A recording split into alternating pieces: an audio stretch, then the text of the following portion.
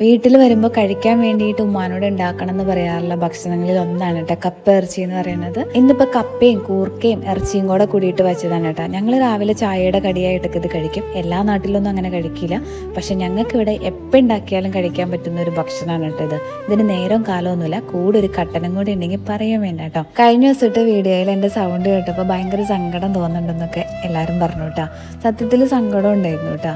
ഇനി എല്ലാ സങ്കടങ്ങളും നമുക്ക് എല്ലാവരോടും പറയാൻ പറ്റൂലല്ലോ. ചില സങ്കടങ്ങൾ ഇങ്ങനെ നമ്മുടെ ജീവിതത്തിൽ എന്നും ഇങ്ങനെ കിടക്കും. അതിങ്ങനെ ഇടക്ക് പൊന്തി വരും, പിന്നെ നമ്മളൊന്ന് അതിനെ അടിച്ചിരുത്തും, വീണ്ടും പൊങ്ങി വരും, അതങ്ങനെ കിടക്കും കേട്ടോ. ഞാൻ യൂട്യൂബിൽ വീഡിയോസ് ഇടുമ്പോഴൊക്കെ വിചാരിക്കുന്നത് നമ്മുടെ വീഡിയോ കണ്ടിട്ട് ഒരിക്കലും ഒരാൾക്കൊരു വിഷമോ നിരാശയോ ഒന്നും തോന്നരുത്. ജീവിതമാകുമ്പോൾ സങ്കടവും സന്തോഷങ്ങളൊക്കെ ഉണ്ടാവും. പിന്നെ വീഡിയോ ഇടുന്നതിൻ്റെ പിന്നിലെ ലക്ഷ്യം എന്ന് പറഞ്ഞു കഴിഞ്ഞാൽ ജീവിതത്തിൽ മനസ്സിലാക്കാൻ പറ്റിയ കാര്യങ്ങളൊക്കെ എല്ലാവരോടും ഇങ്ങനെ പറയണമെന്ന് തോന്നും.